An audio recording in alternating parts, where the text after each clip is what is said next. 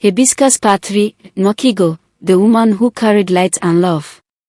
Peace returned to Amawbia after the defeat of the shadow spirit. Months passed, and the land grew greener than ever before. But something unusual began to happen.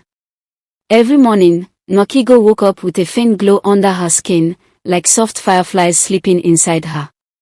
She hid it from the villagers because she didn't want them to worry.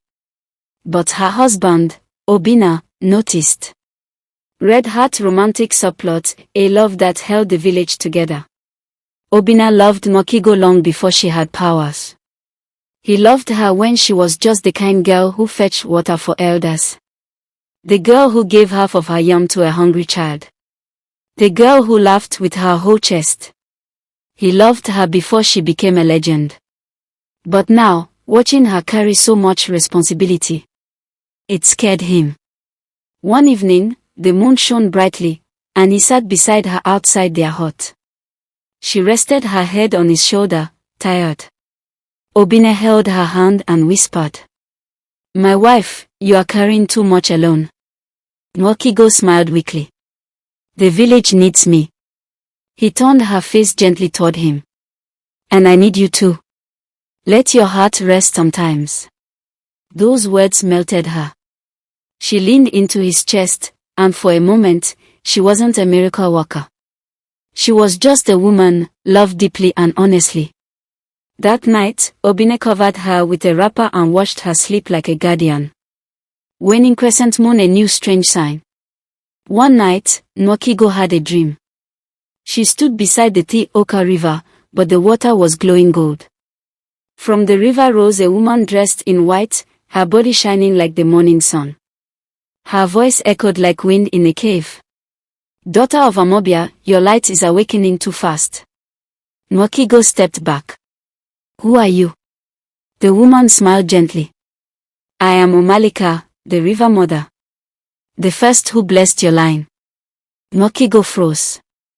"So my gifts came from you?" The spirit shook her head. "Your gifts came from your heart. We only guided it. But now, something else is coming. Something ancient. Something hungry." Nwakigo's heart raced. "What must I do?" The spirit pointed to the far horizon. "You must travel beyond Amawbia. Beyond the river. Beyond the forest. To the Hill of Echoes. There lies the story of your true beginning." Nwakigo woke up sweating. A journey. A new danger. A truth she had never known. Warning the fear of love. When she told Obinna about the dream, he went silent. His hands trembled. "You want to go alone again?" She touched his chest softly. "This time, I don't want to be alone." Obinna froze. "You want me to come?" She nodded. "You are my strength. And if darkness comes, I want your hand in mine." Those words struck Obinna deeply. He held her tightly, his voice breaking. "I will go anywhere with you." It was the first time their love joined with her destiny. Sunrise over mountains, the journey to the Hill of Echoes. They left early in the morning. Villagers cried and prayed for them. Old Ogbuefi Madu blessed them with kola nut. Children followed them to the edge of the road. Nwakigo carried a white cloth. Obinna carried a spear. Every village they passed knew her story. Strangers offered them food, shelter, and blessings. But as they got closer to the Hill of Echoes, the sky grew darker. Animals hid. Trees bent toward the ground.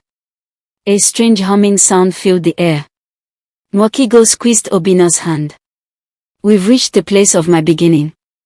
New Moon, the creature of echoes. At the top of the hill stood a cave.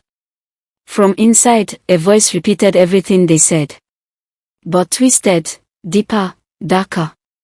Suddenly, the air cracked open. A creature stepped out. Not shadow. Not human. A large, tall, echoing being made entirely of voice and wind. Its form shifted like smoke. Its eyes glowed white. It spoke with 1,000 overlapping voices. Child of light. Your power belongs to us. Obinna stepped in front of Nokigo. You will not touch my wife. And for the first time ever, Nokigo saw fear, not in herself, but in the creature. It whispered. Love, the forbidden fire.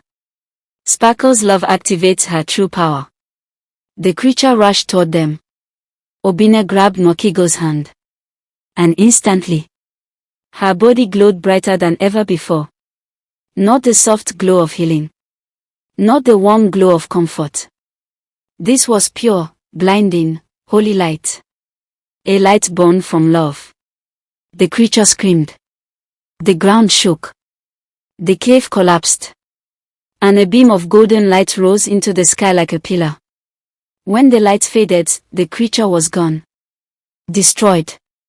Silenced forever. Hibiscus, the beautiful ending of part 3. Nokigo fell weak into Obinna's arms. He held her close, his voice trembling with emotion. Now I know. Your power is strong. But our love is stronger. Nokigo smiled gently.